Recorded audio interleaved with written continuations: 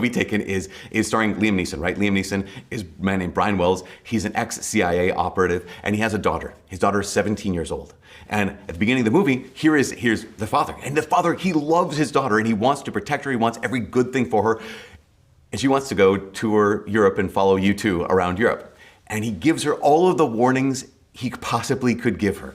He was giving her all the love she needs, and he's warned her. He says, okay, actually, here's what's gonna happen. If you follow, you travel in Europe, if you do this thing, you need to make sure you do this, this, and this, don't do these things.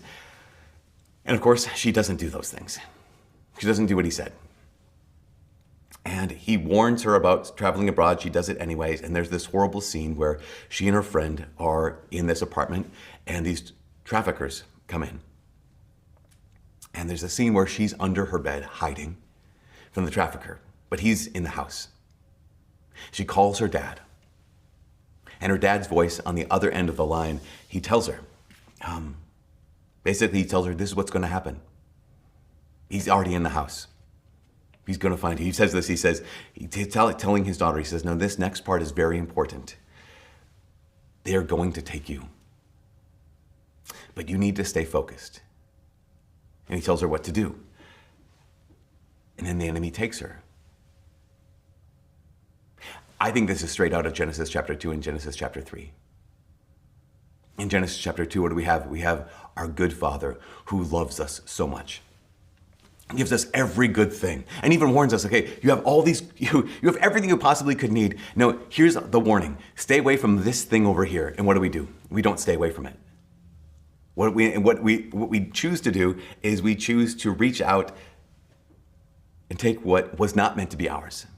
And again, the tragedy is this could have been otherwise. This didn't have to happen. And so what's the result? The result is a brokenness. The result is domination. The result is use. The result is we're taken. And the crazy thing is, in the story, the Lord God, he turns to the woman and he turns to the man and he tells him, now this is what's going to happen. And he tells the woman, okay, you're going to experience this brokenness in this way. And he turns to the man and says, okay, this is what's going to happen. You're going to experience brokenness in this way. Again, domination and use. And labor is twisted, and love is twisted, and leisure is twisted, all these things. Now that's not God punishing them. He's simply telling them, like Liam Neeson told his daughter, this is just what's gonna happen because the enemy's gonna take you. But then the crazy thing, we talked about this last weekend, in the midst of all of that, the Lord God, the Father, right? He turns to the enemy and he has these words.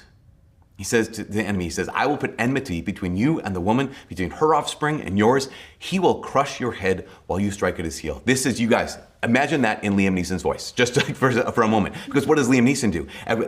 The enemy takes his daughter, and then the enemy gets on the phone.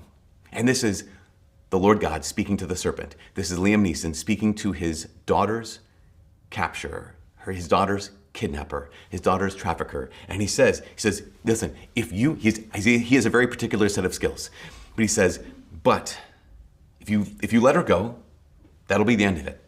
I will not look for you. I will not pursue you.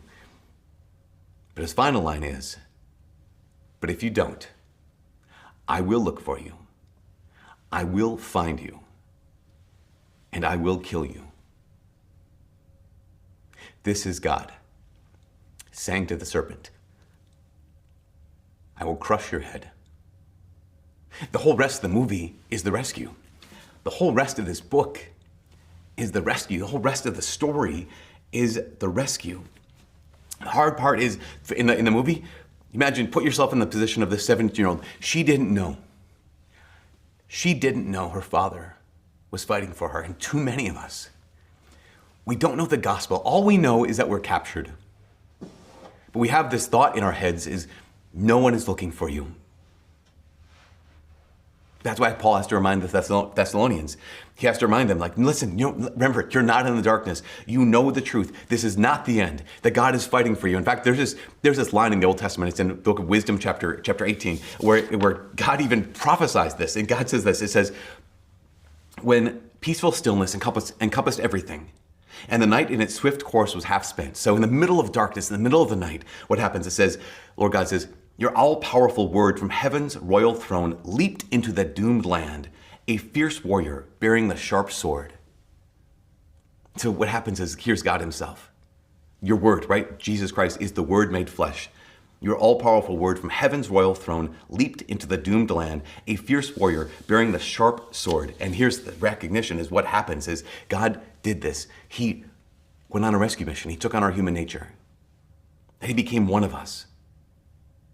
The incarnation, this rescue mission of God that starts the moment he says, I will put enmity between you and the woman, between her offspring and hers. He will crush your head while you strike at his heel. The rest of the story comes to a head in the moment God takes on our human nature. And all through his life, what's he do? He fights for us.